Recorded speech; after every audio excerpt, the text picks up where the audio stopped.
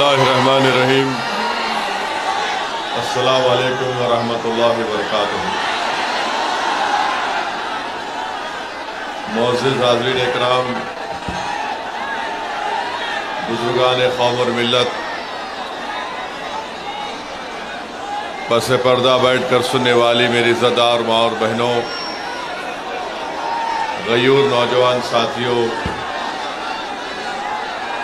मजलिस इत्तेहादुल मुस्लिमीन के रुकन असम्बली व आमदार धूलिया जनाब फारूक शाह साहब, शहर सदर जनाब मुख्तार बिल्डर साहब, ज़िले सदर जनाब नासिर पठान साहब, अज़ीज़ान मिल्लत, बुज़ुर्गान क़ौम और मिल्लत, उलमा इकराम, मेरे नौजवान साथियों, आप जानते हैं कि 5 साल पहले पिछले विधानसभा के चुनाव में आपका इत्तेहाद, आपकी दुआएं, नौजवानों की बेलोस मेहनतें, बुजुर्गों और उलमाए कराम की सरपरस्ती ने जनाब फारूक शाह साहब को धूलिया से आपने अपना आमदार मुंतखब करवाया और 4.5 पौने 5 साल के अरसे में आप देखते हैं कि जनाब फारूक शाह साहब ने अपनी कामयाबी के बाद धूलिया की विधानसभा में जो विकास और तरक्याती काम करवाए, धूलिया की सियासी तारीख में किसी भी आमदार ने इतने तरक्याती और विकास के काम नहीं करवाए थे जो फारूक शाह साहब ने अपने इस 5 साल की मियाद में करवाए। मेरे अजीज दोस्तों और बुजुर्गों, आप जानते हैं कि विपासना सेंटर प्रभुदा कॉलोनी में और फिर एक नाकाना रोड पर और एक महात्मा फूले नगर में 3 विपासना सेंटर जनाब फारूक शाह साहब ने ये काम मुकम्मल करवाया। इन तीनों की लागत थी 1 करोड़ 70 लाख। फिर बाबा साहेब अम्बेडकर के मुजस्समे को जो नाकाना रोड पर था उसको सही करवाया 20 लाख की लागत से। एक फाइबर डोम की तामीर करवाई कैथोलिक सेमेट्री 12 पत्थर में 25 लाख की लागत से। अंसार नगर में रिजर्वायर बनाया गया 1 करोड़ 30 लाख की लागत से। ऑक्सीजन का प्लांट लगाया गया 80 लाख की लागत से ओल्ड सिविल हॉस्पिटल में। 100 बेड का एक मैटरनिटी वार्ड धूलिया के गवर्नमेंट अस्पताल में 3 करोड़ की लागत से बनवाया। फॉरेस्ट डिपार्टमेंट की बिल्डिंग बनाई गई 14 करोड़ की लागत से। आरटीओ की नई बिल्डिंग 10 करोड़ की लागत से। आदिवासी प्रोजेक्ट की ऑफिस की बिल्डिंग 6 करोड़ 40 लाख की लागत से बनाई गई। आदिवासी बच्चों के लिए स्टूडेंट हॉस्टल 8 करोड़ की लागत से बनाया गया। एडमिनिस्ट्रेटिव वर्कशॉप एपी इंस्टीट्यूशन का 14 करोड़ की लागत से बनाया गया। एकवीरा देवी टेंपल की खूबसूरती का काम करवाया गया 3 करोड़ की लागत से। महर्षि Dada Saheb Rawal government technical college की लाइब्रेरी बिल्डिंग और बाउंड्री वॉल बनाई गई 12 करोड़ की लागत से। फिर श्री भाऊ साहब मेडिकल कॉलेज के रेजिडेंट ऑफिसर का घर बनाया गया 12 करोड़ की लागत से। पुलिस हेडक्वार्टर में शहीदों का एक मेमोरियल और रोड बनाई गई 6 करोड़ की लागत से। एडिशनल डिस्ट्रिक्ट हॉस्पिटल बनाया गया 9 करोड़ की लागत से। फिर धूलिया की जेल को बनाया गया 2 करोड़ की लागत से बिल्डिंग को। फिर मेन एडमिनिस्ट्रेटिव बिल्डिंग करीब 47 करोड़ की लागत से। फिर डिग्री क्लासरूम बनाई गई भाऊ साहब गवर्नमेंट मेडिकल कॉलेज में 7 करोड़ की लागत से। मेडिकल कॉलेज में लाइब्रेरी बनाया गया, पानी की टांकी बनाई गई और पोस्टमार्टम करने की बिल्डिंग करीब 15 करोड़ 30 लाख की लागत से। फायर स्टेशन MIDC धूलिया में बनाया गया 16 करोड़ की लागत से। पानी की सप्लाई MIDC धूलिया में 37 करोड़ की लागत से काम मुकम्मल हुआ। अक़लियतों के इलाकों में कब्रिस्तान जो की दीवार मुगलई कब्रिस्तान है उसको बनाया गया। फिर अंसार नगर का रिजर्वायर बनाया गया। एम्यूजमेंट पार्क सर्वे नंबर 436 में 5 करोड़ की लागत से बनाया गया। बड़ा मोमिन कब्रिस्तान की दीवार बनाई गई 50 लाख की लागत से, 1 करोड़ की लागत से। फिर अनजान शाह दरगाह और कब्रिस्तान में 2 करोड़ की लागत से काम करवाया गया। 40 गांव रोड पर कब्रिस्तान की दीवार 75 लाख से बनाई गई। सीमेंट रोड, वजदाई रोड, कसबवाड़ा मस्जिद आगरा रोड पर 11 करोड़ की लागत से बनाई गई। फिर एक चौरस्ता बनाया गया यूनिटी सर्कल इत्तेहाद के नाम पर 30 लाख की लागत से। फिर कंपाउंड वॉल बनाई गई फकीर समाज पंचमंडल कब्रिस्तान में 30 लाख की लागत से। फिर पानी की सहूलतें दरगाह सोनगीर में बनाई गई।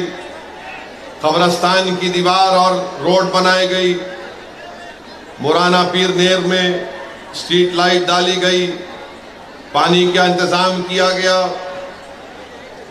धूलिया सोनगीर जिंदा मदरसा दरगाह के पास तो मुख्तलिफ काम जनाब फारूक शाह साहब ने करोड़ों रुपए के काम पूरे धूलिया में करवाए। अब आपके सामने ये है कि एक शख्स को जो धूलिया की आवाम ने अपना आमदार बनाया, आपके सामने बीजेपी का उम्मीदवार है, आपके सामने उद्धव ठाकरे का उम्मीदवार है और आपके सामने एक और उम्मीदवार है जिसका काम सिर्फ आपके इत्तेहाद को कमजोर करना है। मैं जानना चाहता हूं और मुझे यकीन है कि धूलिया की आवाम जो 5 साल में फारूक शाह ने डेवलपमेंट के काम करवाए, अब बीजेपी के उम्मीदवार के बारे में मुझे कोई बता रहे थे कि वो ये पुकार कर कह रहा है कि मैं मस्जिदों को ऐसा कर दूंगा। वो पुकार कर कह रहा है कि मुझे इनके वोट की जरूरत नहीं है। क्या क्या अनाप शनाप बीजेपी का कैंडिडेट बक रहा है। फिर उसके बाद जो आप देखें कि शिवसेना उद्धव ठाकरे का कैंडिडेट है, माशाल्लाह वो किसी एक जगह टिकने वाले नहीं है।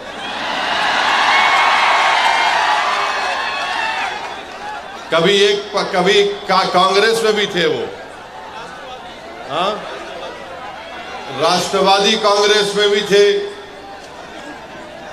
फिर बीजेपी में भी गए। अब उनको नजर आया कि उद्धव ठाकरे को पकड़ लूंगा, वहां पकड़ लिए। ये पहले भी 3 मरतबा 2 मरतबा के MLA थे। मैं बीजेपी और उद्धव ठाकरे की पार्टी के कैंडिडेट से हम जानना चाहते हैं कि तुम सिर्फ मुसलमानों से, सेकुलरिज्म से नफरत करते हो। बताओ धूलिया के लिए तुम्हारा क्या प्रोग्राम है? तुम धूलिया में क्या करना चाहते हो? तो दोनों के पास कोई प्रोग्राम नहीं है। दोनों यही चाहते हैं कि कुछ भी हो जाए, फारूक शाह दोबारा कामयाब ना हो। इनको एक ही चीज, रातों की नींद इनको हराम कर दी कि 5 साल में फारूक शाह ने कैसे इतने करोड़ों रुपए के काम मंजूर करवा कर लाया। जो काम आज उद्धव ठाकरे का जो उम्मीदवार है वो 3 मर्तबा कामदार है, मगर वो कुछ काम नहीं कराया। आज जो बीजेपी का उम्मीदवार है वो तो सिर्फ नफरत की बात करता है, वो तो सिर्फ दिलों को तोड़ने की बात करता है। उसके पास जनता के विकास के लिए, धूलिया की तरक्की के लिए कोई बात उनके जबान पर नहीं आती। 5 साल में इस शहर में, इस विधानसभा में अमन रहा। यहां पर हिंदू मुसलमान के झगड़े नहीं हुए। यहां पर दलितों पर उनको इंसाफ दिलाने की फारूक शाह ने पूरी कोशिश की।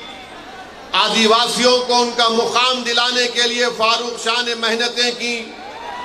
धंगरों को उनका जायज मुकाम दिलाने के लिए फारूक शाह ने मेहनतें की। और हम आज भी कह रहे हैं कि महाराष्ट्र में जहां पर मुसलमानों में जो वो 13 जितनी कास्ट हैं उनको आरक्षण मिलना चाहिए, क्योंकि बॉम्बे हाई कोर्ट ने उसको मंजूर किया। हम वहीं पर कहते हैं कि हमारे मराठा भाई बहनों को भी आरक्षण मिलना चाहिए, हम उसके खिलाफ नहीं है। अब आप बताइए किस बुनियाद पर फारूक शाह की मुखालिफत करने ये लोग आ रहे हैं?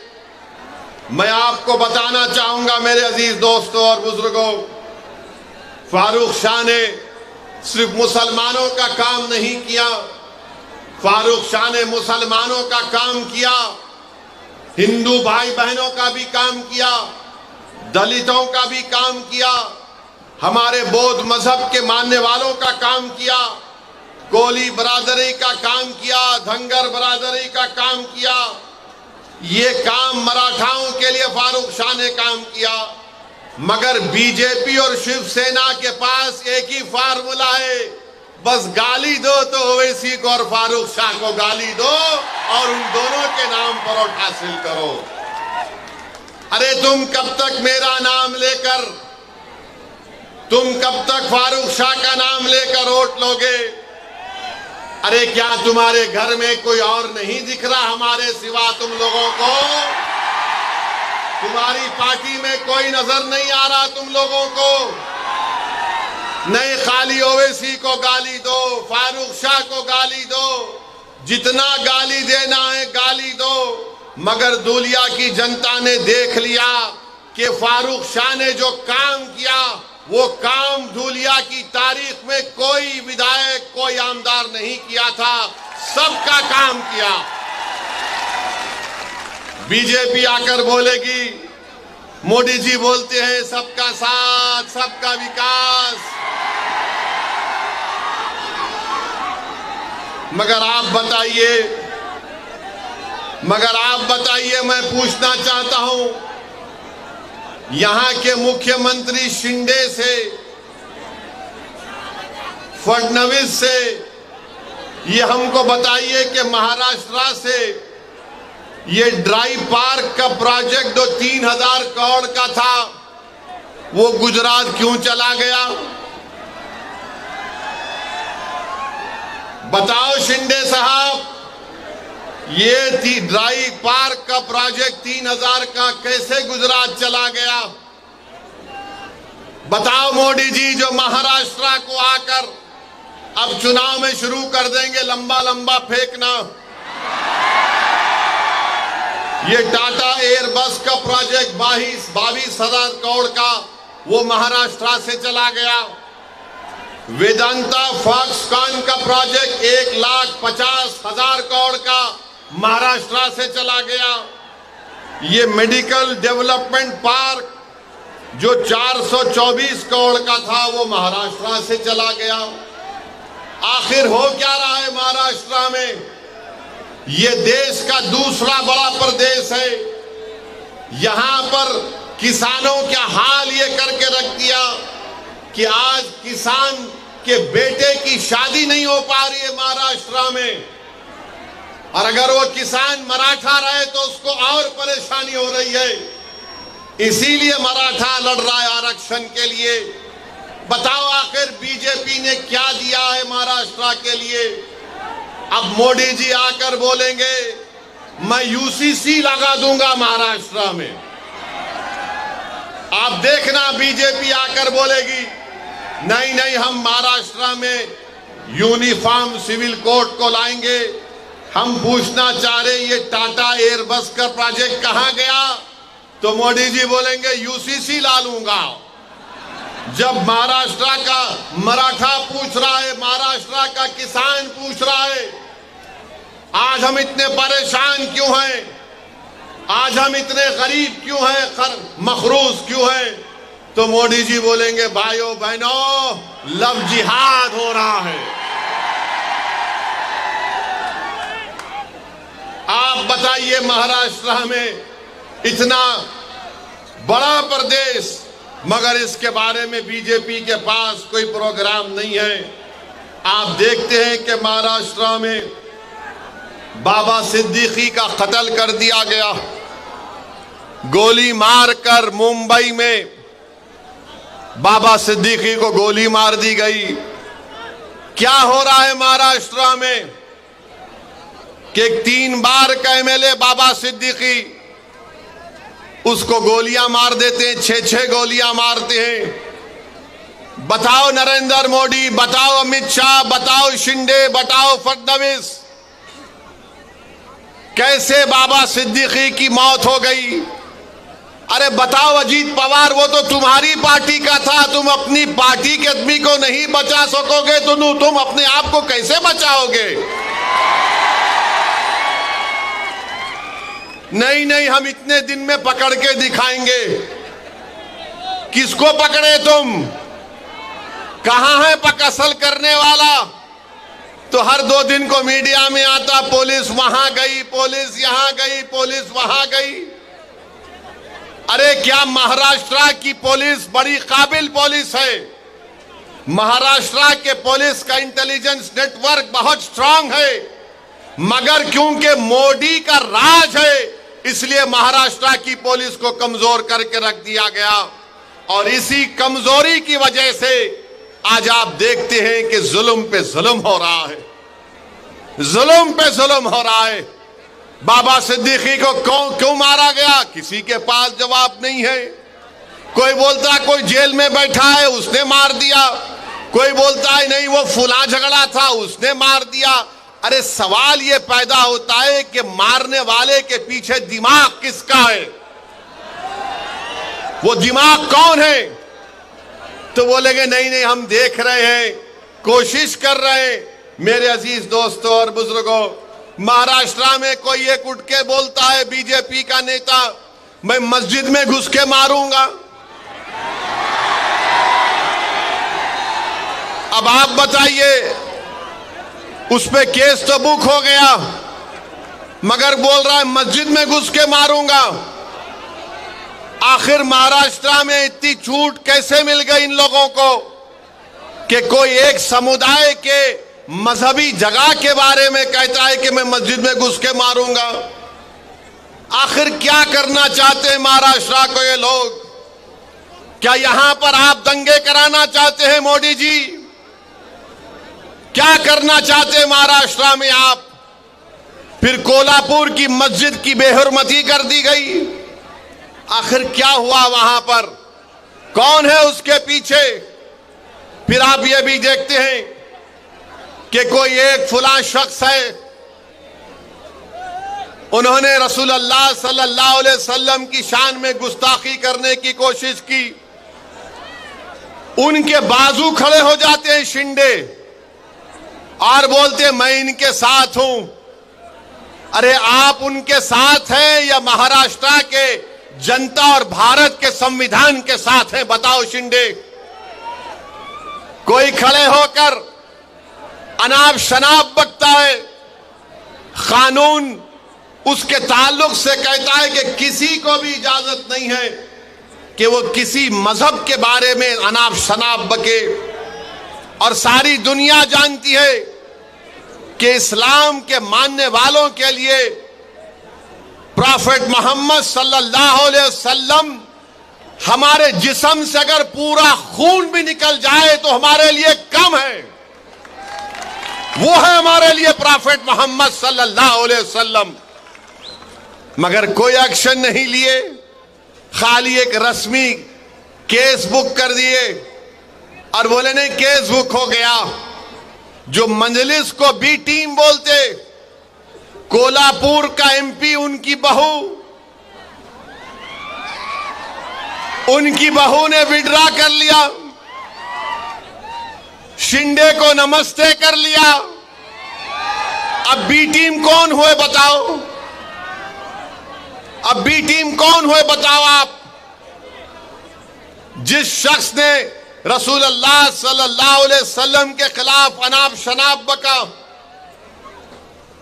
पूरे महाराष्ट्र में पूरे बड़े बड़े लोग थे ना जो अपने आप को सेक्युलर बोलते हैं, जो अपने आप को मसीहा मानते हैं, जो कहते हैं कि हम है ना तुम्हारे लिए, तुम क्यों डर रहे? मगर किसने एहतजाज बुलंद किया? कोई पार्टी आगे नहीं आई। अगर कोई आगे आया तो इम्तियाज जलील आगे आया। इम्तियाज जलील ने कहा कि हम जुलूस निकालेंगे, हम औरंगाबाद से बंबई जाएंगे। तो ये जो हमारे ओटों को तोड़ने वाले लोग हैं, जो पीछे से भी वार नहीं करते, जो सिर्फ साजिश करते हैं, वो बोले नहीं नहीं कुछ नहीं होगा, ये ऐसा ही बयान दे दिया, कुछ नहीं होगा, कोई नहीं आएगा, कहां से कोई गाड़ी लाकर आएगा, अरे ये तो मजलिस ने एक शोशा छोड़ दिया, कुछ नहीं होगा। लोग हमको भी फोन करके बोलते थे। मैंने उन नौजवानों से कहा कि जब तारीख का ऐलान हो चुका है, अब हम वापस नहीं जाने वाले हैं। बात शुरू हो गए, नहीं नहीं मजलिस दंगा कराना चाहती है, मजलिस दंगा कराएगी। हमने कहा दंगा कराने के लिए हमने कॉल नहीं किया। रसूलुल्लाह सल्लल्लाहु अलैहि वसल्लम रहमतुल लिल आलमीन है, वो रहमतुल मुस्लिमीन नहीं, वो तमाम आलम के लिए रहमत है। He is the profit of Mankind, वो रहमतुल आलमीन है। और हम रहमतुल आलमीन के नाम पर दंगा नहीं कराते, ना कभी कराए ना कभी होने देंगे इंशाअल्लाह ताला। मगर जब इम्तियाज जलील पीछे नहीं हटा, मजलिस पीछे नहीं हटी, और जब औरंगाबाद से काफिला गाड़ियों का निकला तो औरंगाबाद के पुलिस, बड़े बड़े महाराष्ट्र के पुलिस वालों ने इम्तियाज जलील को बोला कि सर क्या करना चाहते हैं आप? तो इम्तियाज जलील ने कहा कि देखो, मैं बंबई जाकर महाराष्ट्र के होम मिनिस्टर को एक मेमोरेंडम देना चाहता हूं कि जिसने ये अनाप शनाप बका उसके खिलाफ कार्रवाई हो। अगर आप मुझे औरंगाबाद में रोक देते तो अमित शाह औरंगाबाद में, मैं उनसे जाके मिलूंगा। तो पुलिस वाले बोले नहीं नहीं आप बंबई चले जाओ, क्योंकि हम एक धूलिया के शाह से तंग हैं। अगर आप भारत के होम मिनिस्टर शाह को तंग करेंगे तो हमको तंग कर देगा वो। तो हमने कहा कि धूलिया का शाह है और शाह रहेगा इंशाअल्लाह ताला। मगर अमित शाह अब महाराष्ट्र में आके चीखा मार मार के बोलेंगे, क्यों ऐसा उंगली उठा के, ऐसा उंगली उठाते। मगर जुलूस गया। मैं सलाम करता हूं आप तमाम को कि 15,000 से ज्यादा गाड़ियां थीं, हम तमाम निकले और महाराष्ट्र की तारीख में आपने एक नई तारीख रकम करवाई। जो लोग मजलिस के बारे में बोलते थे ये रोड पे निकलेंगे तो दंगा होगा, औरंगाबाद से 15,000 गाड़ियों का काफिला गया, मुंबई थाने के पास भिवंडी के पास रोका गया, वहां के कलेक्टर को नुमाइंदगी दी गई। नौजवान बड़े जज्बात में थे और इम्तियाज जलील से कह रहे थे चलो मुंबई चलो।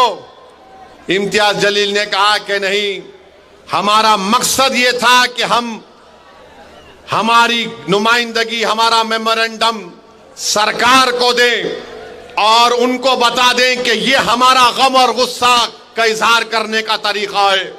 हमने अपने गम और गुस्से का इजहार किया और इम्तियाज जलील अगर चाहता तो उन हजारों गाड़ियों को लेकर बंबई जा सकता था, मगर इम्तियाज जलील ने कहा कि मजलिस इत्तेहाद अल मुस्लिमीन की पॉलिसी लोगों को जज्बात में लाकर दंगा कराना है, लॉ एंड ऑर्डर का प्रॉब्लम पैदा करना नहीं है। इम्तियाज जलील अमन से सब लोगों को अपने अपने घर को वापस भिजा दिया। ये मजलिस इत्तेहाद अल मुस्लिमीन है और ये लोग हम पे गालियां देते हैं, अरे मजलिस ऐसी मजलिस वैसी। अरे वक्फ बोर्ड का बिल जब पार्लियामेंट में पेश हुआ तो कहां थे उद्धव ठाकरे के एमपी?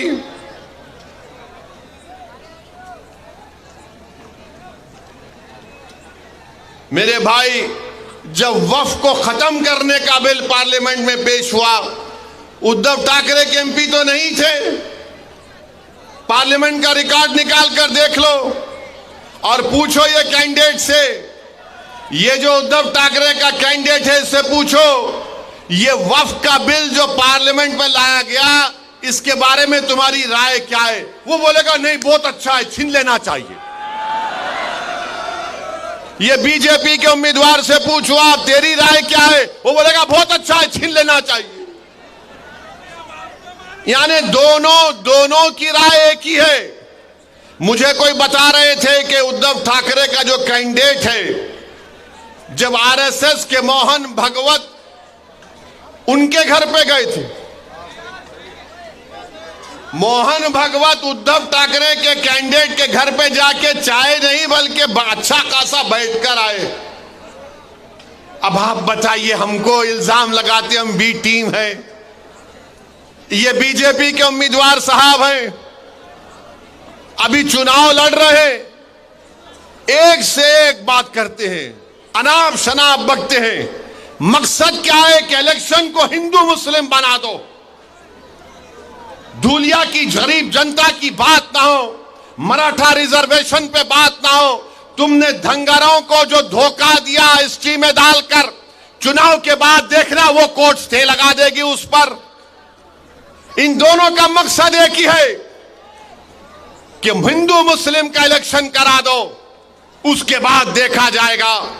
मुझे यकीन है कि यहां की जनता ना बीजेपी को इसमें कामयाब होने देगी, ना उद्धव ठाकरे के कैंडिडेट को इसमें कामयाब होने देगी। चुनाव होगा तो ये काम फारूक शाह ने किया, बताओ तुम क्या करना चाहते हो? हमने ये काम किया, बताओ तुमने 3 बार तुम विधायक बने, तुमने क्या किया? और मुझे बता रहे थे कि उद्धव ठाकरे के कैंडिडेट कैसे बात करते, फारूक साहब ने बड़ा अच्छे तरीके से दिखा दिया। अरे आप अंदाजा लगाइए, कोल्हापुर की मस्जिद में जब बेहरमती की गई तो यहां से निकलकर आमदार साहब फारूक शाह साहब वहां पर गए और फिर यहां पर धूलिया में एक पुरअमन बंद का भी एहतजाज किया गया था।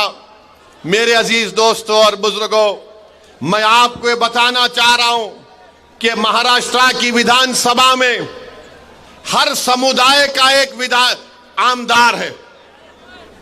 मराठाओं के भी आमदार है, अपर कास्ट के भी आमदार हैं, हर समाज का एक आमदार है। जितनी उनकी आबादी उतना उनका हिस्सा है। मगर महाराष्ट्र की विधानसभा में अगर एक समुदाय है जिसकी आबादी के मुताबिक उनका आमदार नहीं है तो वो मुसलमान बिरादरी। आपको मालूम कि 1990 में 10% मुसलमान महाराष्ट्र की विधानसभा में जीत कर जाते थे। आज 2019 में सिर्फ 5% जीत कर गए।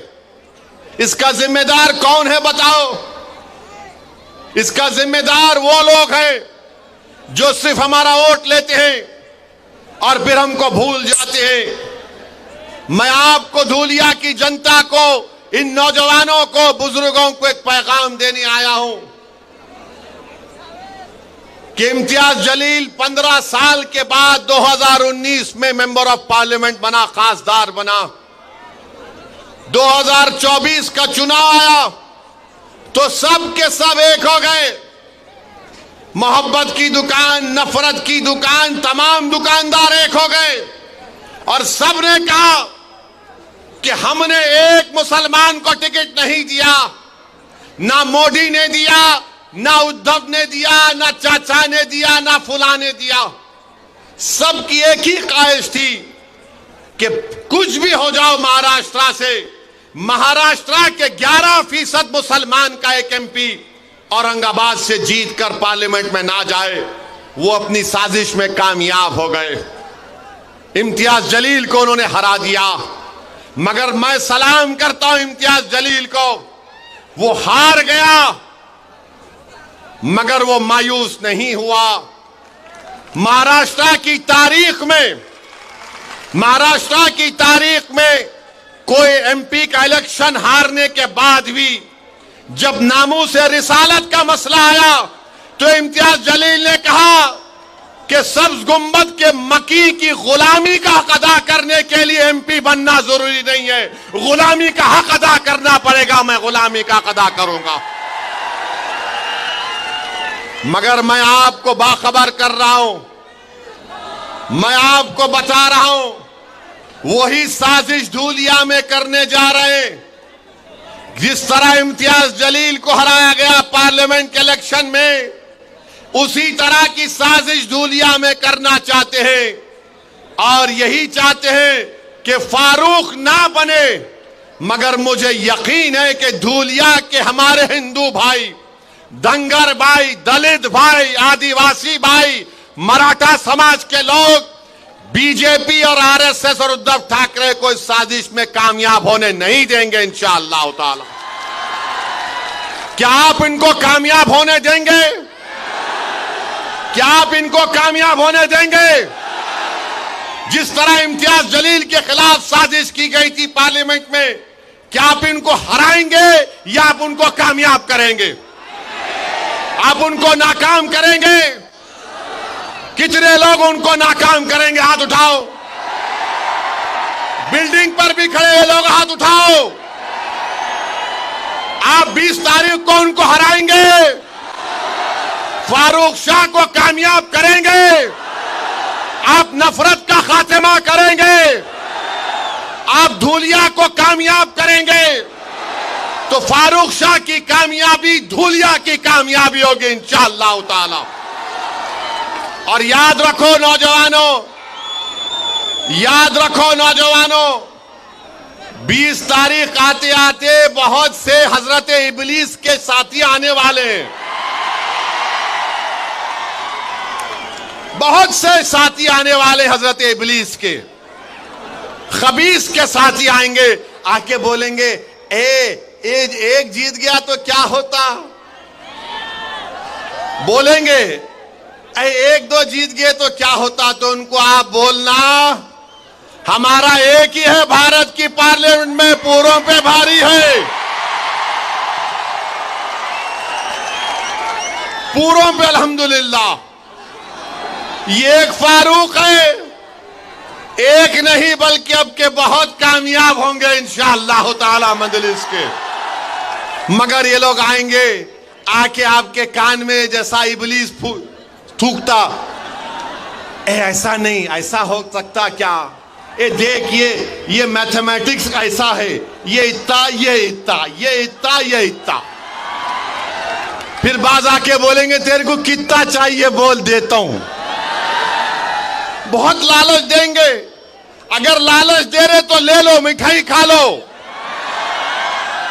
मगर 20 तारीख को डकार लेकर बोलना नाम तो पतंग पे ही पड़ेगा बटन। कोई बात नहीं, मिठाई खा लो, मीठा खाना अच्छा है, बुरी बात नहीं है। मिठाई खाओ, क्या क्या खिलाते खाओ, मगर याद रखो तुमको 20 तारीख को पतंग को ही बटन दबाना है। तुमको जिस तरह इम्तियाज जलील को धोखा देकर शिकस्त दी गई, उसका जमहूरी तरीके से आपको यहां पर संविधान के दायरे में रहकर बदला लेना है। और फारूक शाह माशाअल्लाह बड़े काबिल हैं। मैं आज तक नहीं समझ पाया कि 5 साल में कितने 500 करोड़ लाया,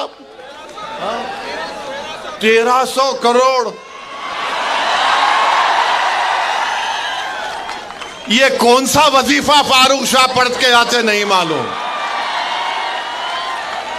1300 करोड़ खाली 5 साल में। ये क्या नाम है ये उद्धव ठाकरे कैंडिडेट का?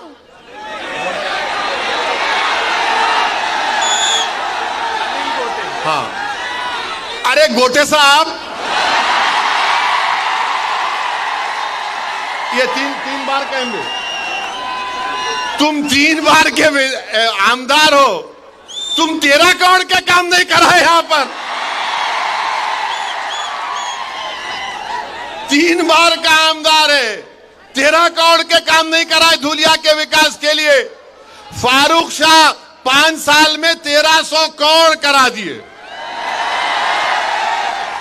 अब बीजेपी के उम्मीदवार है, अब उन्होंने तो खाली गाली दे रहे मेरे को, ये ऐसा वो ऐसा, वक्फ का हम वो ले लेंगे, हम मस्जिद ले लेंगे, हम कब्रिस्तान ले लेंगे, हम खानखा ले लेंगे, हम फुला ले लेंगे। अरे भाई साहब, आप क्या क्या लेना चाहते, क्या क्या लेना चाहते आप? याद रखो, हम भी ले सकते हैं तुम्हारी, याद रखो। हाँ, 20 तारीख को हम लेंगे। क्या लेंगे वो तुमको मालूम। 20 तारीख को हम लेंगे। क्या लेंगे? धुलिया की सीट फारूक शाह के लिए लेंगे इंशाअल्लाह ताला। अरे कोई बात है, मैं बीजेपी का हूं, मैं ये ले लूंगा, मैं वो ले लूंगा। अरे आप क्या बादशाह सलामत है, उंगली रखते कि मेरी हो जाती। अब वक्फ बिल का बोल रहे हम मस्जिद ले लेंगे। मेरे को पार्लियामेंट में बीजेपी के एमपी मिले गलती से, वक्फ बिल के बारे में मेरे को बोले ए ओवैसी। मैंने पूछा बोलो प्यारे, बोले ये क्या तुम वक्फ बिल के बारे में इतना बोलते। अरे यार, तुम जाके खेत में नमाज पढ़ते, वो तुम्हारी वक्फ हो जाती। तुम बैठ के कुरान पढ़ते, वो जगह तुम्हारी वक्फ हो जाती। मैंने बोला तुमको गलत है। तीसरा भी है कि बोले क्या मैं पार्लियामेंट में भी कभी कभी नमाज पढ़ जाता तो मेरी हो जाती क्या? कोई बात है? कोई बात है बोलो आप। भाई उर्दू की एक कहावत है, दखनी कहावत है कि मामू की दुकान पे नाना की फातिहा बोलते ना। अरे जब तक मेरी प्रॉपर्टी नहीं रही मैं वक्फ कैसे करूंगा? मगर मोदी जी एक फैला दिए, वो वक्फ सब नहीं नहीं नहीं। भारत सरकार में इंडियन आर्मी के बाद सबसे ज्यादा जायदादें वक्फ बोर्ड के पास है। मोदी जी आप एक काम करना मेरा, और ये जो बीजेपी का कैंडिडेट है उसको भी बोल रहा हूं मैं, मुंबई में एक बहुत दुनिया के अमीर तरीन आदमी का बहुत लंबा घर है, बहुत बड़ा घर है ना, वो वक्फ का दिला दो ना हमको। कोई नहीं बोलेंगे, नहीं नहीं उसके बारे में नहीं बोले। अरे क्यों नहीं बोलते? वो यतीम खाने के ऊपर जो दुनिया का अमीर तरीन आदमी है, यतीम खाने के ऊपर अपना घर बना लिया। मोदी जी, आप यतीम खाने के घर में, उस शख्स के घर में शादी की मुबारकबाद देने गए। मोदी जी, क्या आपको तकलीफ नहीं हुई? यतीमों के जगह पर जिसने अपना घर बना लिया, आप वहां पर चले गए। जो यतीम खाना था, यतीम खाना था आगा खानी लोगों का, वहां पर उसने अपना महल तामीर कर लिया। और यहां पर बीजेपी के कैंडिडेट बोल रहे, मैं ये ले लूंगा, मैं वो ले लूंगा। अरे बाबू, तू क्या क्या लेगा बता दे। एयरपोर्ट तेरा, माने इनका माने दे दिए, पोर्ट तेरा, रोड तेरी, सब तेरी। अब तो ऐसा लग रहा है कि बीजेपी वाले बोलेंगे, बेटा तेरे को सांस लेना है तो टैक्स दे दे। नफरत, सिर्फ नफरत इनके पास, और कुछ भी नहीं है। दिखाने के लिए कुछ भी नहीं है बीजेपी के पास। नौजवान परेशान है, रोजगार नहीं है, तो नौजवानों को बोल दिए तुम लव जिहाद पे लग जाओ। नौजवान भूखा है तो बोले तू गाय की रक्षा के लिए तू कुछ भी कर ले। मैं पूछना चाह रहा हूं, 10 साल में बीजेपी ने देश को क्या दिया? इस देश के गरीब नौजवानों को क्या दिया? इस देश के किसानों को क्या दिया? कुछ भी नहीं दिया। क्या दिया? नफरत करो मुसलमानों से, नफरत करो, डर दिखाओ मुसलमानों का, मुस्लिम अकलियत का। अरे संविधान में तो सब बराबर है नरेंद्र मोदी, मगर आप नफरत पैदा करके महाराष्ट्र में वोट हासिल करना चाहते हैं। दिखाने के लिए कुछ भी नहीं है, कुछ भी नहीं है दिखाने के लिए। और मेरे अजीज दोस्तों और बुजुर्गों, मैं आपको आखिर में एक बात बोलना चाहूंगा कि धूलिया का जो पार्लियामेंट का इलेक्शन हुआ था, धूलिया का जो पार्लियामेंट का इलेक्शन हुआ था, आपने किसको वोट दिया था भाई? ताई को वोट दिया था ना, आपने दिया था ना? शर्माना नहीं, दिए तो सर सीना मार के बोलना, दिए थे, दिए थे ना। उन्हों कैसा जीते, कैसा जीते उन्हों? किसके, अच्छा और फिर ऐसा पूछ दो, किसकी वोट की वजह से जीते? किसकी वोट की वजह से जीते? अरे नाम लेके बोलो, किसके वोट की वजह से जीते? अब आप क्या करेंगे ये विधानसभा के चुनाव में? किसको वोट देंगे? किसको वोट देंगे? क्या किसको वोट देंगे? कौन से निशान पे बटन दबाएंगे? कौन से निशान पे बटन दबाएंगे? डरेंगे तो नहीं, हिम्मत तो नहीं हारेंगे, कहीं मोदी से नहीं डरेंगे, कहीं डर जाएंगे तो नहीं ठाकरे से। किससे डरेंगे फिर? किससे डरोगे? हिम्मत बुलंद रखोगे? 20 तारीख को बटन दबेगा पतंग पर, बटन दबेगा पतंग पर। अभी आधी बात बोला, 17 को फिर आ रहा हूं तंग करने इसको। अभी खत्म नहीं हुआ। हाँ, इनको बोलूं, उनका बेटा बोल रहा फारूक शाह को बाजू खड़ा करो। इन्हों बहुत ज्यादा ही खड़े हो गए। इन्हों 5 साल में इतना काम कराए कि वो बेचारे दोनों उद्धव ठाकरे का और बीजेपी का सोच रहे अब क्या जवाब देंगे। मगर मेरे भाई, आपसे मेरी गुजारिश है, मां और बहनों से गुजारिश है कि अगर आप अपना एक एक वोट का सही इस्तेमाल करेंगे तो धूलिया की कामयाबी होगी। ये फारूक शाह की कामयाबी नहीं, धूलिया की कामयाबी के लिए, धूलिया के अमन को मजबूत करने के लिए, धूलिया के भाईचारगी को मजबूत करने के लिए मेरी आप तमाम से अपील है कि फारूक शाह को आप अपना आमदार दोबारा बनाइए। आप बनाएंगे ना इंशाअल्लाह ताला? इस शेर को कामयाब करिए आप। मैं आपको बता रहा हूं, महाराष्ट्र में कोई हुकूमत नहीं बनाएगा जब तक फारूक शाह उसका साथ नहीं देगा। इंशाअल्लाह ताला कोई हुकूमत नहीं बनाएगा। आप अब की बार और ज्यादा काम धूलिया में होगा। इंशाअल्लाह 17 तारीख को आपसे मुलाकात होगी। मेरे साथ नारा लगाइए, 20 तारीख के दिन पतंग को वोट दो, पतंग को, पतंग को, पतंग को, पतंग को। धूलिया जिंदाबाद, धूलिया जिंदाबाद, नफरत मुर्दाबाद, मोहब्बत जिंदाबाद। जोर से बोलो, मोहब्बत जिंदाबाद। अस्सलाम वालेकुम।